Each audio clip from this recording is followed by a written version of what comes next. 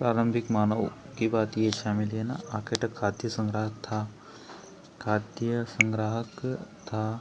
वे जंगली जानवरों का शिकार करते थे, फल फूल चिड़िया पकड़ते थे, पेड़ पौधे अंडे। आर्किटेक्ट खाद्य संग्राहक समुदाय के लोग एक जगह से दूसरी जगह पर घूमते रहते थे। पहला कारण है, अगर वे एक जगह पर रहते तो फल जानवरों की क्या हो जाती, समाप्ति हो जाती, इसलिए उनको एक स्थान से दूसरे स्थान पर जाना पड़ा।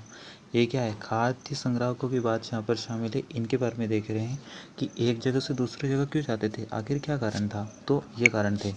क्या था कारण, ये पहला कारण, अगर पहले कारण की बात करें तो पहला कारण ये था कि अगर वे एक जगह पर ज़्यादा दिन तक रहते तो आसपास के पेड़ पौधे फल और जानवरों को खाकर समाप्त कर देते। भोजन की तलाश में इन्हें दूसरी जगह पर जाना पड़ता था। दूसरा कारण था, जानवर अपने शिकार के लिए हिरण और मवेशी चारा ढूंढने के लिए एक स्थान दूसरे स्थान, वो भी उनके पीछे पीछे दूसरे स्थान पर चले जाते थे, क्योंकि खाने पीने के लिए कुछ तो जुगाड़ करना पड़ेगा। तो ये इस तरीके से था। तीसरा कारण देखा जाए तो तीसरा कारण ये था, तीसरा कारण की बात करें तो पौधों में फल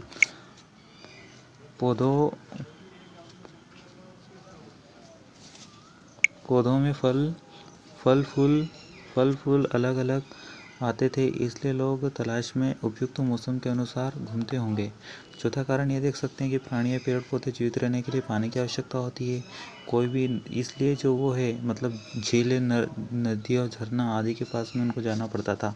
तो ये 3 से 4 कारण हुए जो इसमें इम्पोर्टेंट है। उसके बाद में क्या है, आरंभिक मानवों के बारे में जानकारी कैसे मिलती है। आरंभिक मानवों के बारे में कैसे जानकारी मिलती है, पहली बात ये जानकारी कि आर्किटेक्ट खाद्य संग्राहक थे, है ना, इसलिए लकड़ियों की हड्डियों और काम करने के लिए पत्थरों की इस्तेमाल, फल फूल काटने हड्डियों, पेड़ों की छाल, जानवरों की छाल, इनकी इकट्ठा किए गए थे। इसके माध्यम से जो पुरातत्वविदों ने जानकारी प्राप्त करी, ये इनके साक्ष्य प्राप्त हुए हैं, इसलिए हमें जानकारी कि इन चीज़ों के माध्यम से वो जीवित रहा होगा। ये चीज़ देख सकते हैं यहाँ पर ये चित्र बने हुए हैं कि ये इस तरीके से, ये मतलब यहाँ चीड़ फाड़ के करते थे, है ना। ये लिखा है, पेड़ों की छाल, जानवरों की छाल काटने के लिए इन पत्थरों का इस्तेमाल भी ये किया करते थे। पत्थरों के औजार का उपयोग इंसानों के खाने की जड़ों को खोदने के लिए भी इनका उपयुक्त इस्तेमाल किया जाता था। फिर रहने की जगह कैसे थी, तो ये दोस्तों आपको देखना पड़ेगा यहाँ पे कि ये भीमबेटका जगह है, यहाँ पे बुर्ज होम है, ये मेहरगढ़ है। ये मेहरगढ़ कहाँ पे आता है, तो ये भारत की लोकेशन है ये। और जो हड़प्पा सभ्यता थी वो बहुत प्राचीन थी, जैसे कि यहाँ पर ये थी, ये जो है क्या है, पाकिस्तान, फिर यहाँ पे रहे अफ़गानिस्तान, ये क्षेत्र हैं। तो मेहरगढ़ है, यहाँ पर भीमबेटका क्षेत्र है, कोल्डी हवा है, ये सारे क्षेत्र कैसे हैं, तो ये हड़प्पा कालीन सभ्यता से रिलेटेड करते हैं। ये हड़प्पा सभ्यता से, जैसे भीमबेटका ये आदिमानव के समय का है ना। अभी हम आदिमानव भी पढ़ रहे हैं, हड़प्पा सभ्यता वाला हम आगे आने वाले टाइम पीरियड में। ये जो यहाँ पर दिखा है इंडेक्स लिखा हुआ है, पुरापाषाण काल स्थल कौन से है, तो भीमबेटका जो पुरापाषाण काल स्थल है। नवपाषाण काल कौन सा है, नवपाषाण काल की बात करें तो कौल्डी हवा है। महापाषाण काल, इनका मतलब अलग अलग नाम क्यों रखा गया, इनमें जो है मतलब इनमें पाए जाने वाले जो हथियार थे, हथियारों को देखते हुए, हथियारों का जो मतलब डिज़ाइन है उनको देखते हुए कि हथियार कैसे हैं। जैसे पहले जो बड़े बड़े पत्थरों से हथियार का इस्तेमाल किया जाता था, है ना, जानवरों का शिकार करने के लिए। लेकिन आने वाले समय में जैसे नवपाषाण काल, इसमें पत्थरों का आकार छोटा होने लग गया, जिसे माइक्रोलिथ कहा गया। छोटे पत्थर होने लग गए, है ना, क्योंकि उनको समझ आने लगी बड़े पत्थरों में ऊर्जा की खपत होती है, ऊर्जा अधिक लगती है। छोटे पत्थरों के नुकीला करके उनका औजार का इस्तेमाल करने लग गए। ठीक है, तो ये देख सकते हैं यहाँ पर एक चित्रकला का एग्जाम्पल ये दिया गया। भीमबेटका जो है वो आदि मानवों के द्वारा पूरा स्थल पर गुफाएं हैं, भारी धूल छांव हवा की बात में शामिल है।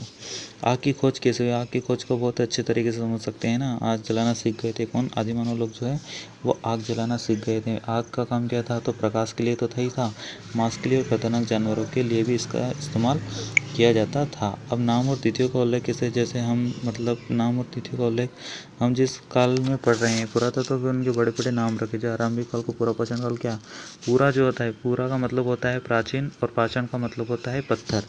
तो जिस काल में जो हथियार औजारों का इस्तेमाल किया जाता था, पत्थरों का इस्तेमाल किया जाता था, उसे पुरापाषाण काल नाम दे दिया गया। ये इसका टाइम पीरियड क्या है, 20 लाख 20 लाख साल पहले से 12,000 साल पहले की बात शामिल इसमें की गई है। फिर मध्य, फिर उत्तर पूर्व पाषाण काल। 90% जो क्षेत्र है ये कौन सा है? उत्तर पूर्व पाषाण काल। फिर बदलाव, पर्यावरण में कुछ बदलाव, कुल जलवायु परिवर्तन होने लगे, इनके लिए मध्य पाषाण काल युग आने लग गया, है ना। इसका टाइम पीरियड क्या है? तो 12 साल से पहले से लेकर 10 साल पहले, अभी 10 साल पहले जो था, ईसा पूर्व 10 साल पहले, इसको टाइम पीरियड को मध्य पूर्व पाषाण काल कहा गया। उसके बाद में औजारों का आमतौर पर बहुत छोटे होते थे, इसके लिए माइक्रोलिथ कहा जाने लगा। माइक्रोलिथ लघु पाषाण काल हो गया। ये लघु पाषाण काल देख सकते 10,000 साल पहले नव पाषाण काल की शुरुआत हो गई दोस्तों। ये आप यहाँ से देख सकते हैं यहाँ पर। उसके बाद में खेती का इस्तेमाल ये हो गई। बदलती जलवायु। अब जलवायु की अगर बात करें तो जलवायु बदली। जलवायु में घास के बड़े मैदान लगने लगे, हिरण, बारहसिंगा, भेड़, बकरी और गाय जैसे जानवरों की संख्या बढ़ने लगी, जो खाकर आसपास वो जिंदा होने लगे, प्रजनन करने लगे, समय की जानकारी हासिल करने लगे।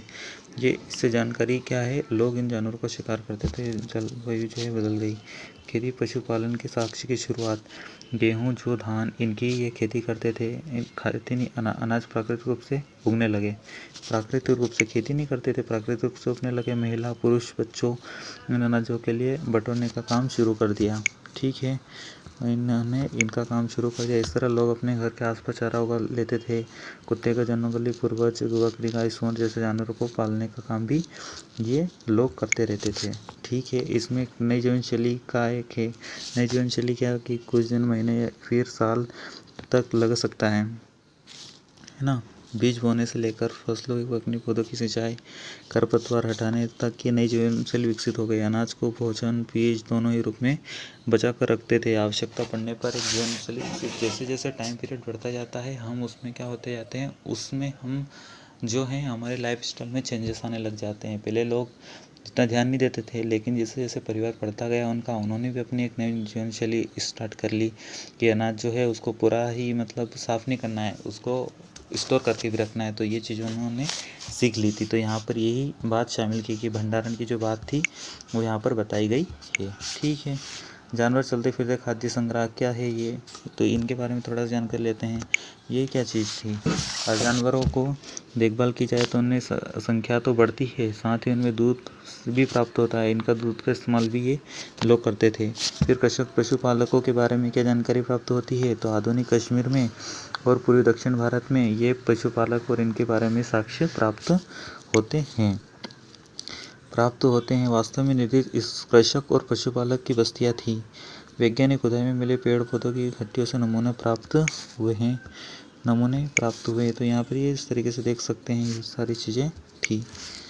इसके बाद में स्थायी जीवन कैसे है? ये स्थायी जीवन की अगर शास्त्र की बात करें तो ये जो है यहाँ पर बुर्जोम कहाँ पे आता है? तो जो अभी थोड़े समय पहले अभी मैप देखा था हमने, वो मैप में लिखा है कि बुर्जोम जो है कश्मीर है। यहाँ पर क्या है, तो गड्ढे नीचे घर के बनाते, छात्रावास के साक्ष्य प्राप्त होते, उतरने के लिए सीढ़ियाँ थी यहाँ पे, मौसम सुरक्षा प्राप्त कर लेते थे। बहुत सारी जगहों पर पत्थर के औजार मिले हैं, कई ऐसे हैं जो पूरा पाषाण काल उपकरण से संबंधित है। नव पाषाण काल युग का माना गया है। पूरा पाषाण काल उपकरणों से भिन्न है, जो उनकी साइज है वो छोटी है, इसलिए नव पाषाण काल की बात यहाँ पर की गई है। नव पाषाण काल से रिलेट करते हैं। इनमें से वे औजार भी हैं जिनकी धार को और अधिक फेना और पॉलिश पर चढ़ाया जाता था। ये सारी चीज़ें हैं। औंकली और मुसल का इस्तेमाल वनस्पतियों को, चीज़ों को पीटने के लिए, उनको पीसने के लिए इसका इस्तेमाल किया जाता था। ये पत्थर की साइज देख सकते हैं। नुकीले पत्थर पहले कम नुकीले होते थे, फिर ज़्यादा नुकीले होते थे। इनका इस्तेमाल किया जाता था शिकार करने के लिए, और इस तरीके से इनका इस्तेमाल किया जाता था। आगे देखते हैं। आगे ये जो है ये मतलब ये वाला चैप्टर जो है ख़त्म हो गया, और यहाँ पे इन जानकारी को तो आप थोड़ा बहुत पढ़ सकते हैं। और दोस्तों इसी के साथ में एक नया है हड़प्पा की कहानी। हड़प्पा क्या था? हड़प्पा की अगर कहानी की बात करें तो हड़प्पा जो सभ्यता है उसका टाइम पीरियड अगर हम बात करें तो हड़प्पा सभ्यता को हम यहाँ पे समझते हैं। हड़प्पा सभ्यता दोस्तों, ये इसका टाइम पीरियड जो है 2250 से 1750 बताया जाता है एनसीईआरटी में। 1750 ईसा पूर्व, इस टाइम पीरियड में क्या था? हड़प्पा सभ्यता जो है वो हड़प्पा सभ्यता का ये टाइम पीरियड बताया जाता है। हड़प्पा सभ्यता कैसी सभ्यता थी? तो ये एक नगरीय सभ्यता थी, है ना।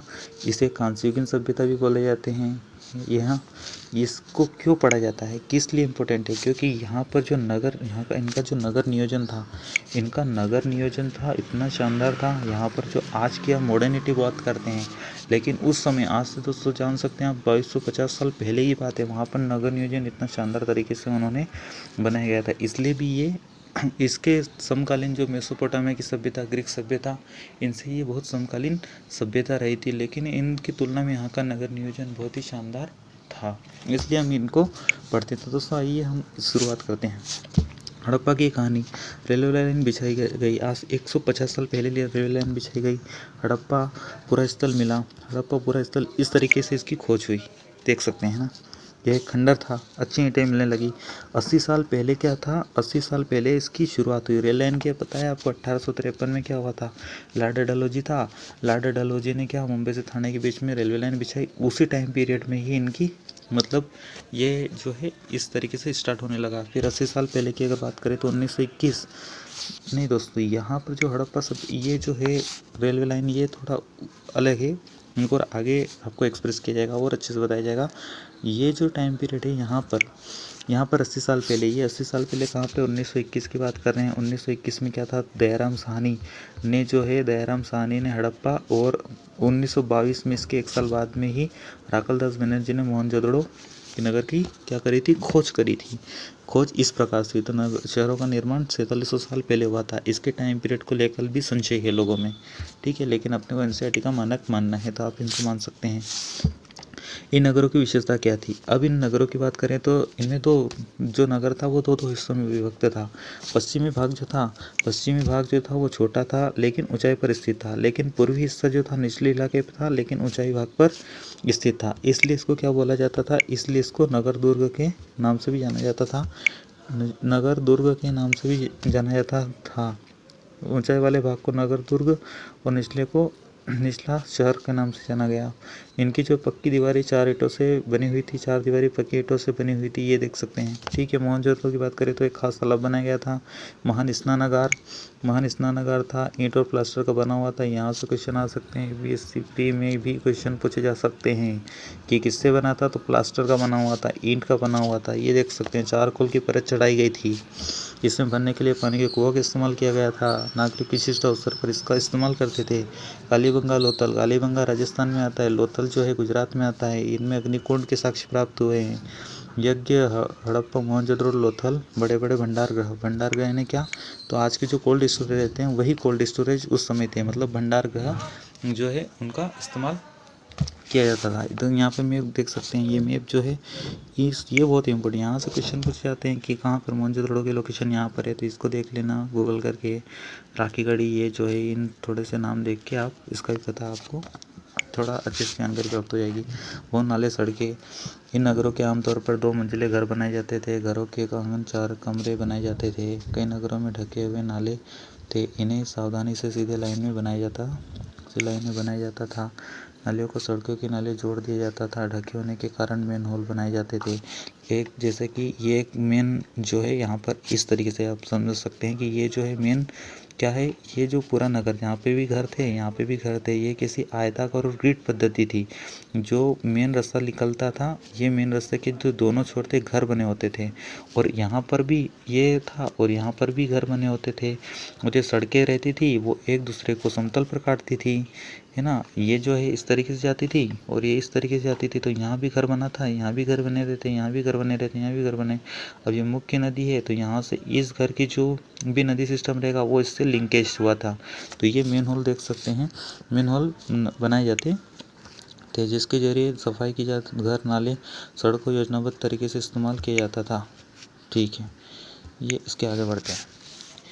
नगरीय जीवन कैसा था, तो नगरीय जीवन में बहुमूल्य पत्थरों का इस्तेमाल किया जाता था। पत्थरों में क्या, बहुमूल्य पत्थर बनाए जाते थे। चीज़ें अब दूसरी मतलब विदेशों से भी मंगाई जाती है, सोने चांदी, आभूषण वगैरह। लिपिक क्या थे, तो जो हाथ से मोहर का इस्तेमाल लिखने का काम आती थी, उनको लिपिक कहा जाता था। इसके अलावा नगरों में शिल्पकार स्त्री पुरुष रहा करते थे। उद्योग स्थल भी वहाँ पर थे, क्योंकि ये किसी एक नगरीय सभ्यता थी और नगर में तो सारी चीज़ें यहाँ पर भी इसको देख सकते हैं। ये वाली चीज़ें जो है आप इसको खुद से पढ़ेंगे तो और शानदार तरीके से आपको और समझ में आने लगेगी।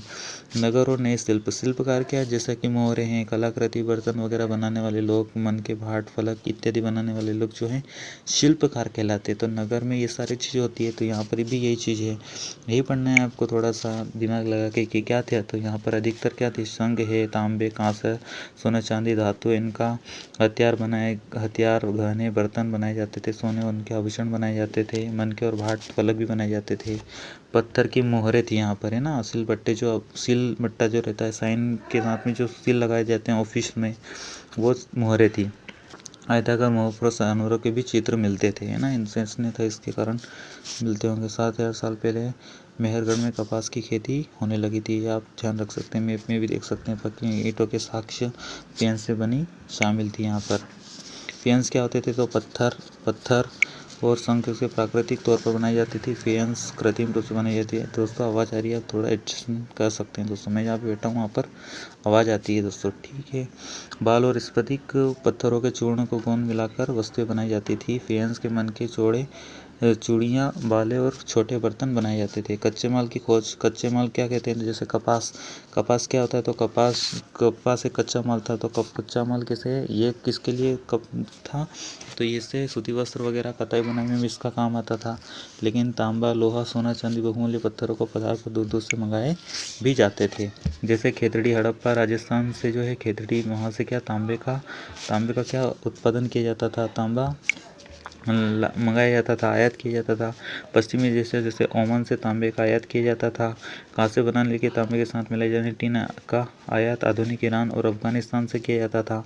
तांबा और टीन मिला के कांसा, और आपको पता है कि कांस्य युगीन सभ्यता थी, कौन सी, कांसे का बहुत योगदान था यहाँ पर, इसलिए कांस्य युगीन सभ्यता थी। फिर आधुनिक कर्नाटक और बहुमूल्य पत्थर का आयात, सोने का आयात जो है कर्नाटक से, और बहुमूल्य पत्थर का आयात गुजरात, ईरान, और ये लोजवर्थ वगैरह और जो संगमरमर इन चीज़ों का इस्तेमाल भी ये मंगाते थे। नगरों में रहने वाले के लिए भोजन के अलावा जैसे मटर, धान, तिल, गेहूँ, जो दाल, ये इनके मुख्य जो है ये खाने पीने की वस्तुएं थी। यहाँ पे लकड़ी से बनाए जाते थे, लेकिन हल के आकार, खिलौने, सिंचाई के लिए इस्तेमाल किया जाता था। गाय, भैंस, भेड़, बकरियाँ ये जो है पालते थे, ये चारागाह लोग हुआ करते थे। देख सकते हैं गुजरात में हड़प्पा कालीन, यहाँ पर धोलावीरा एक क्षेत्र कच्छ के आसपास वाला क्षेत्र है। जमीन उपजाऊ हुआ करती थी। हड़प्पा सभ्यता के कई जो नगर थे वो 2 भागों में विभक्त थे, लेकिन जो धोलावीरा नगर था वो 3 भागों में विभक्त था। यहाँ पर ऊंची ऊंची दीवारें बनाई जाती थी। सार्वजनिक कार्यक्रम, यहाँ पर एक क्या था, यहाँ पर एक सार्वजनिक कार्यक्रम के लिए बनाया गया था। अभिलेखों को समुद्र लकड़ी में जड़ा गया था। आमतौर पर हड़प्पा के मोहरे का इस्तेमाल किया करते थे। गुजरात की खंबात की खाड़ी में मिलने वाले साबरमती के नदी किनारे लोथल बसा हुआ था। पत्थर, शंख और धातुओं से महत्वपूर्ण केंद्र था। उत्तराखंड और मोरबंदी मिले हुए थे। तो लोथल एक बंदरगाह था, ये बंदरगाह है, ठीक है। सभ्यता का अंत इस प्रकार हुआ। सभ्यता का अंत, कोई भी सभ्यता रहती है तो कोई भी सभ्यता है तो ऐसे ही उसका क्या नहीं होगा, उसका ऐसे ही वो अंत नहीं होगा, कुछ ना कुछ तो कारण होगा। कारण क्या रहे होंगे, तो कारण यही रहे होंगे कि जो ये सभ्यता थी ये नदी के किनारे बसी हुई सभ्यता थी। अब नदी का जल जो है जैसे सूख जाता है, तो नदी के जल सूख गया होगा, इसके कारण क्या हुआ होगा, ये सभ्यता जो है इसका अंत हुआ होगा। इसके अलावा भी बहुत सारे कारण, जैसे कि और कारणों में देखते हैं जो वैज्ञानिक देते हैं, जैसे जल निकास प्रणाली थी, और जल निकास प्रणाली क्या हो गई, जल निकास प्रणाली बाधित हो गई, इसके कारण नदी सूख गई होगी, इसके कारण ही सभ्यता नष्ट हो सकती है। लेखन, मोहरे, बाट का प्रयोग बंद हो गया, जिससे व्यापार में इनको क्या, कच्चे माल इनका काफ़ी कम होने लगा, इससे भी सभ्यता नष्ट हो गई, क्योंकि व्यापार के ऊपर डिपेंडेंट थी ये ना। ईंधन की ज़रूरत जो है, ईंट पकाने के लिए ईंधन की ज़रूरत भी समाप्त हो गई। मैदान प्राप्त होते थे, ये सारी चीज़, ऐसा लगता है शासकों का नियंत्रण समाप्त हो गया। परिवर्तन का असर बिल्कुल साफ दिखाई देता है। ये सारी चीज़ें इसमें शामिल थी। मुद्रा और मोहरों की बात जो है यहाँ पर, ये मोहरे वगैरह जो है यहाँ पर शामिल थी।